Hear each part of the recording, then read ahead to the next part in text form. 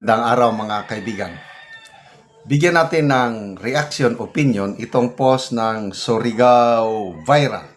Pahayag ito ni Congresswoman Bernadette Barbers, asawa ni Quadcom Chairman Ace Barbers. Tungkol ito sa impeachment ni BP Sara. Bernadette Barbers naniniwala na 80% ng mga Pilipino ang gustong matuloy ang impeachment ni BP Sara. Naniniwala si District 2 Representative ng Surigao del Norte, Bernadette Barbers, na mayroong nasa 80% na mga Pilipino ang gustong ituloy ang impeachment laban kay Vice President Sara Duterte. Ito ang payag niya. Ang mahalaga ngayon, matuloy ang impeachment complaint laban kay BP Sara Duterte. Katulad ng 80% ng mga Pilipino, naniniwala tayong dapat siyang managot sa kanyang pananagutan sa bayan. Sige, panagutin nyo. Yung mga bilyones, trilyones na nawawala sa flood control, tahimik kayo. Ang binabanggit din ng kanyang asawa na si ex-Quadcom o dating Speaker of the House, Speaker Ace Barbers, ay ang survey mula sa Okta kung saan nakasaad na 80% ng mga Pilipino, 69% sa Mindanao, 92% sa Visayas ang pabor sa impeachment na ituloy. Okta. Dito muna tayo sa Okta. I don't know kung napansin nyo. Nung si Speaker Romualdez pa ang nandyan, nakaupo, palaging nagsusurvey yung Okta at matataas ang rating ni Romualdez, ni PBBM, mataas ang rating ng Kongreso at ito, yung survey kunuhay nito is, wow, 80% ng Pilipinos gustong ma-impeach si BP Sara. Ngayon nawala na si Romualdez. Meron pa bang survey ng Okta? Nawala na ang Okta eh. Nung nawala si Romualdez, nawala na rin ang Okta. Ang naiwan na lang na nagsusurvey ngayon yung sinasabi kong 4 na credible survey groups. Ito yung mga professional. Walang halong bayad or whatsoever. Pulse Asia, SWS, Publicus Asia at saka WR numero. Okta, mayroon pang isa yung Tangerine, nawala na rin. Okta lang ang inyong sinusubaybayan. Sige. Granting na gusto ng mga Pilipino, granting lang. Pagbigyan na natin ng mga barbers. 80% gustong ituloy. Ano ngayon? Ang magdidesisyon yan, ang mga kongresista. Nagsalita na ang mga iba't ibang house leaders na malabo na ang impeachment dahil una, si Congressman Abante sabi niya, matamlay ang mga administration lawmakers ngayon dahil nakikita nila matatalo rin ang impeachment pagdating sa Senado. Correct. Agree ako doon. Sino pa? Si Congressman Toby Chanco, sabi niya, walang padulas ngayon, walang incentive. Hindi katulad nung last year na 215 kaagad yung pumerma dahil may pangakong pundo, 150 million daw. Wala ngayon. Sino pa?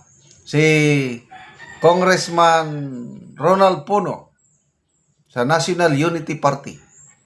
Marami pa daw dapat unahin na problema ng bayan, hindi yung mga impeachment. Kaya hindi nila susuportahan ang impeachment laban kay BP Sara at pati na rin yung laban kay Pangulong Marcos Jr.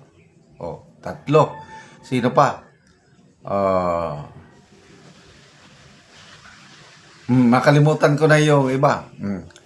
Doon naman sa Senado, anong sinabi ni Senator Subiri? Ang unahin nilang habulin yung nagnakaw ng bilyon-bilyon sa flood control. Correct. Si Senator Gatchalian, sabi niya, dumarami ang mga lawmakers in both houses of Congress na nagiging pro-Duterte dahil nga sa talamak na korupsyon na nangyayari ngayon. Magkano man lang yung kini-question kay BP Sara na confidential funds? 73 million na lang yung may notice of disallowance.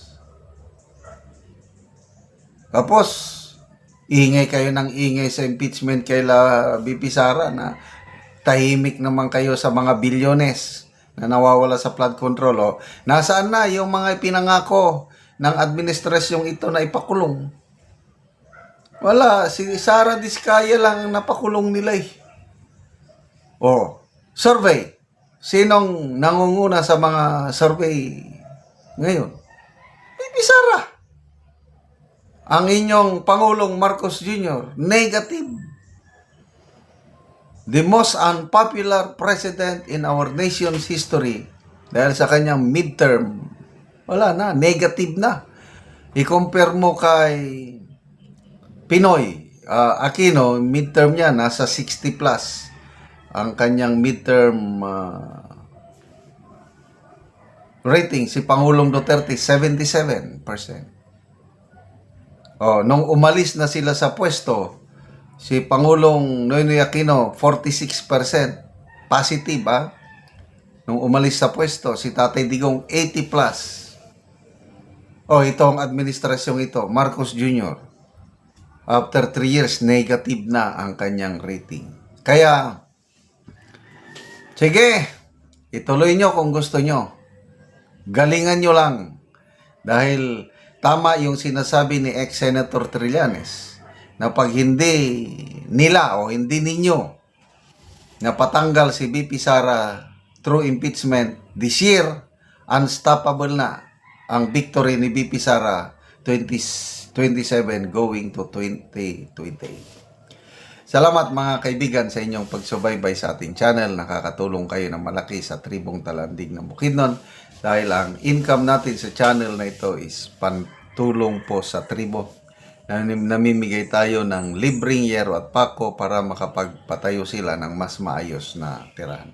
Panoorin nyo ang video na ito. Una si Angkol ang natagaan og yero.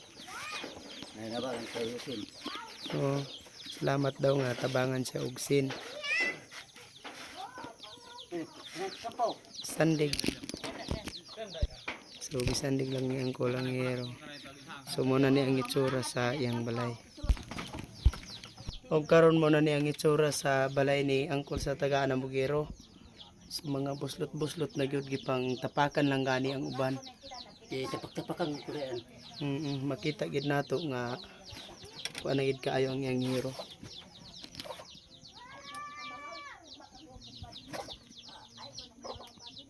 So mauna ni ang ilang kahimtang sa ilang panimalay. O karon Kol, pila na ni katuig ang imong balay sa imong atop ngayon ani ang itsura? 12 na katuig. 12 na katuig. Kay kuan natay mga kortahan igo naman sa pagkaon. Basta nga daot na ng mga sin. Oo, so lagid ka nakaatop. Wa ko makaatop. So unsa ra day imong trabaho Kol? Mais, Mais lang. So gabasok lang gyapon. gabasok. So naa kay estudyante Kol wala? Na Pila ka buok imong estudyante? duha. Duha. So unsa na yung mga grade? Grade 5 o grade 6. Grade 6 o grade 5. So kuan gid Kol ba? Taman lang gyud sa estudyante ang imong kwarta. Garis mga pagkaon. Galisod gani mo sa inyong pagkaon Kol. Salamat Ginoo nga sa pagtabang sa sin. Oo nga kuan. So naa pa kay asawa karon Kol? Nagkuan man siya nag-approve ng pass hindi na to siya mag. Oo, so nakalakaw siya. So ikaw lang karon ang nabilin sa balay. Oh, Oo. siguro. So nagpasalamat si Angkol sa Ginoo ug sa nagtabang sa sin nga makaatop na gid siya. Salamat kay Kol. Salamat.